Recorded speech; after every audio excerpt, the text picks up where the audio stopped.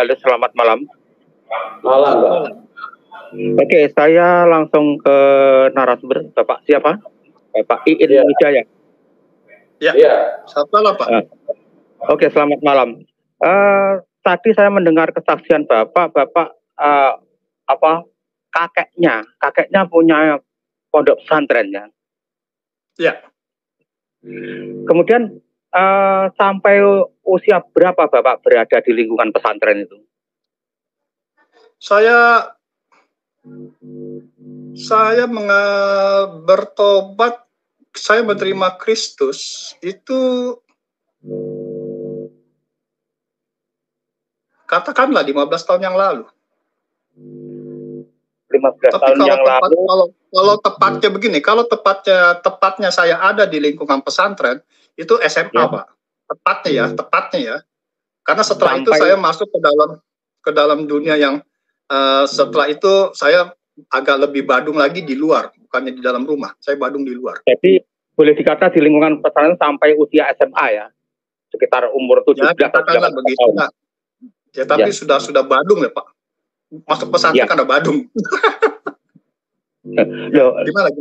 Pesantren Badung katanya itu milik kakek pesantren itu. Ya, kakek saya punya pesantren, tapi saya dibesarkan di daerah Banten, Pak. Kakek saya di daerah Bogor. Jadi kita berpisah, beda.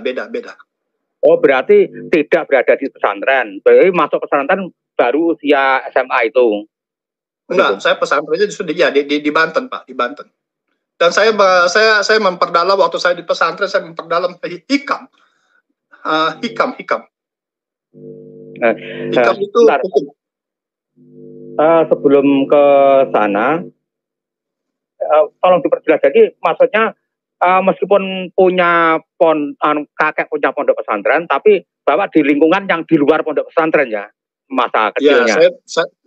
Saya kan keluarganya udah pisah, Pak. Jadi saya pisah sama saya ikut orang tua, dan orang tua saya kirim saya ke Banten gitu. Ya, jadi masuk pesantren karena ada semacam kenakalan remaja, kemudian dimasukkan ke pesantren itu sudah usia SMA ya, begitu ya? Ya, katakanlah begitulah.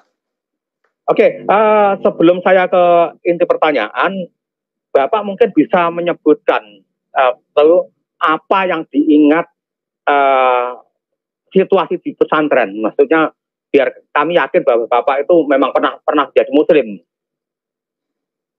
Kalau ingat ya sekedar ingat aja ya, kegiatan pesantren nggak ada bedanya Pak. Kita bangun, kita belajar, ya kita baca Al-Quran apa segala macam dengan rutinitas yang begitu aja Pak.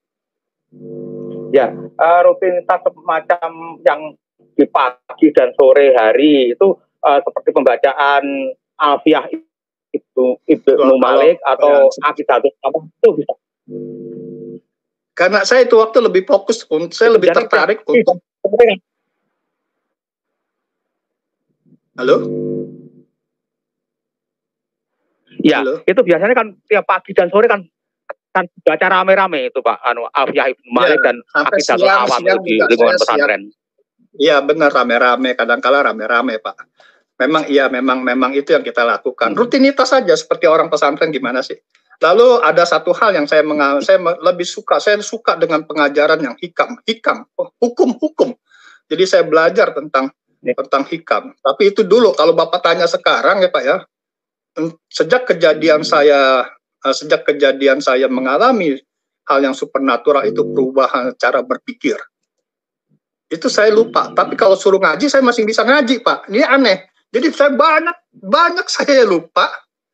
Bahkan banyak teman yang saya lupa, tapi teman-teman yang nggak benar. Tapi untuk baca Al-Quran saya kurang lebih ya masing bisa tahu huruf lah,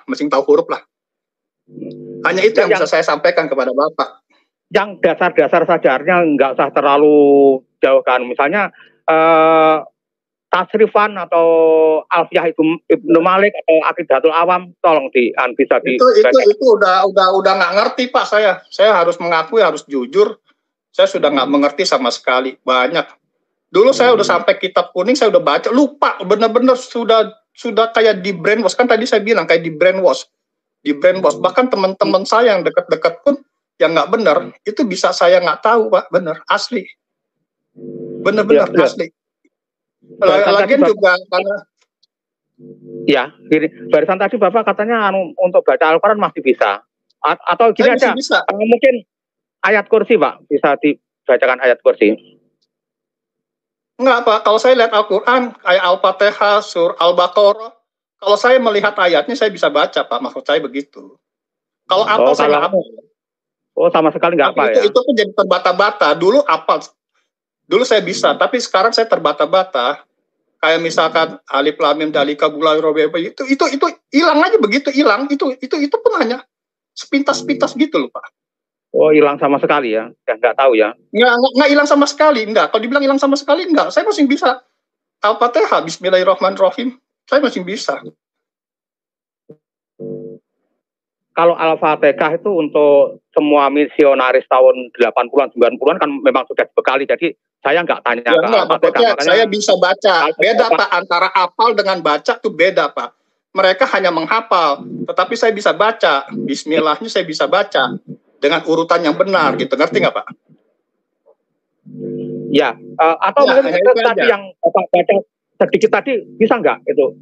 Alif lam mim dalikal kitabul la raiba fihi itu bisa, Bapak? Coba. Iya. Coba baca. Udah sampai ke situ aja saya nggak ingat, nggak tahu, Pak. Oh, berikutnya sudah nggak ingat sama sekali ya? Iya, tapi kalau ada Al-Qur'annya saya bisa baca gitu, ngerti nggak, Pak? Kurang lebih bisa lah. Iya. Ini maaf loh, Pak, ya saya minta maaf sebelumnya. Gitu. Oke,